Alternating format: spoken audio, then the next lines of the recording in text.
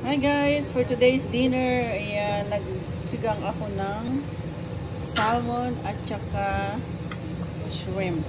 Ayan guys, nilagyan ko lang siya ng bok choy, ayan, Chinese napa at saka sili, ayan. Tapos nilagyan ko rin siya ng sinigang mix, ayan, na may sampalok. Ayan siya guys. Sarap-sarap. Masarap maghigop ng sabaw. Ayan, yung salmon natin. Tapos, ayan, yung shrimp natin. Ayan, pinaghalo ko sila, guys. Mapapa-Andy rice na naman ang inyong lola. Ayan, diba? Ito yung ginamit kong gulay kasi naubusan ako ng pechay.